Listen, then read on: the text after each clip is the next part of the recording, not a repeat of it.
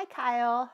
Hi Robin. Ever since last week's video, I've been thinking about all of the weird things I do as a gamer, so thanks for that. This week isn't about idiosyncrasies though. This week, as is the rest of the month, it's all about deduction games. Even though I'm not all that good at them, I love them. I apparently even have a favorite type of deduction game. A stack of them I've never played. Incognito is a 3 to 4 player game designed by Leo Colavini and Alex Randolph.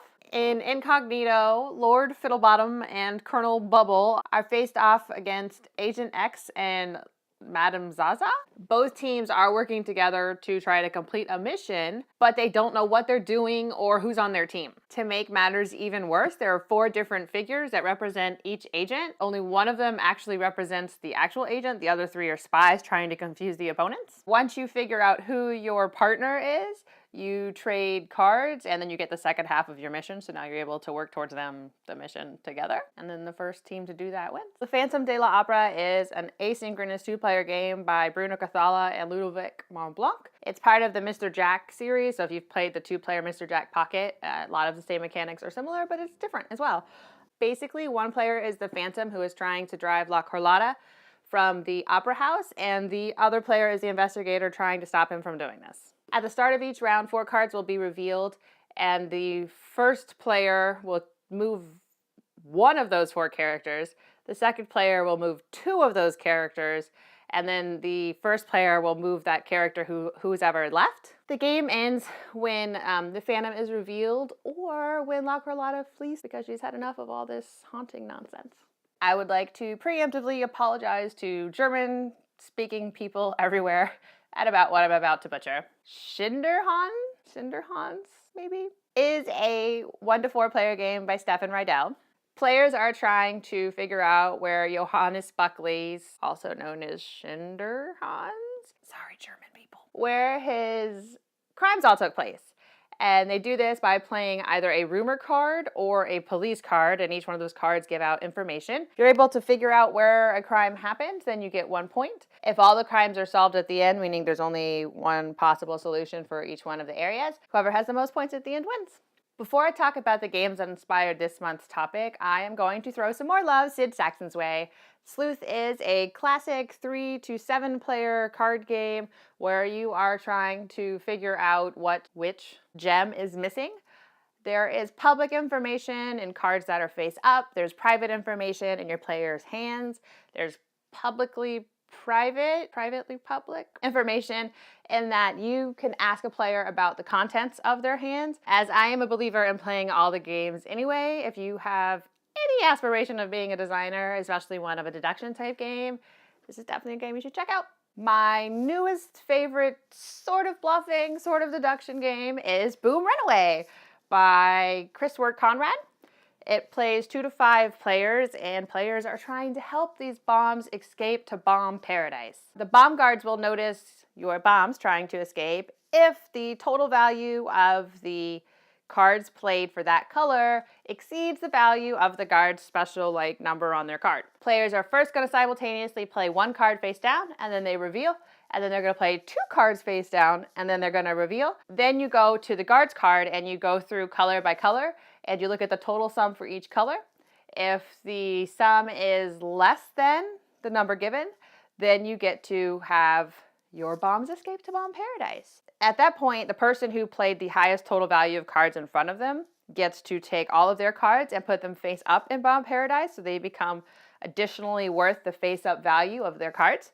Everyone else gets to take their cards and they go to bomb paradise, but they're going to go face down just for 1 point. If the bombs are over the guard's number, then the person who played the highest total value has to take their cards back in their hand. Then the cards will be reevaluated on the table the same way. Whoever has the highest at that point, assuming it's under, gets to take it face up, blah, blah, blah. You play until someone has only 2 cards left, because obviously you can't play 3 cards, and then the round is over, and then you count up your points, and whoever has the most happy bombs in bomb paradise wins the game. Another new game that I played recently, and by recently I mean last night, is Witness by Dominique Bowden. It only plays 4 players, so if it's going to be easy for you to get that amount of players together, I highly recommend this game. It works like this. There are 64 cases. Everyone gets to be a player. Their player book is full of unique clues. There are 4 rounds of clue giving. First, you tell the person on your right your clue. Then, the person on your left tells you their clue and the person to their left. Then, you go back around to that person to your right and you tell them your clue, the person to your left's clue, and the person to their left's clue. Then the final round of it is the person to your left telling you their clue, the person to their left's clue, and the person to their left's clue. And then only at that point are you allowed to take notes. Not while you're receiving these crazy clues, not while you're giving them, not while you're listening to the case being read in the first place. No. There will be 3 questions asked about the case. Everybody writes down their answers. Then the solutions are read, and you get 1 point for each of the answers you got correct. It's usually about here where people start crying a little bit because they realize how epically horrible they are at giving clues and remembering information and applying it to the questions at hand. Yeah, you should check it out. I am going to wrap up this video by talking about another classic, cwxzOI by Robert Abbott and Alex Randolph. It plays 2 to 5 players and in my opinion does a lot of things right. Each player is going to place 3 tiles in front of them facing away from them. They have a little score pad on which they can take notes. There's also this fancy one that's on BGG. I've not figured out how to use this thing yet. It seems simple enough, right? Scratch off numbers, write down notes. Anyway, at the start of your turn, you're going to pick up a card that has a question and a number on it, and then you read that number and the question to your opponents. And it might be something like, how many blue tiles do you see? So then you would look at them and honestly say, I see 4 or 2 or 0, whatever the case may be. And then people are going to scratch more stuff off on their notepad, probably.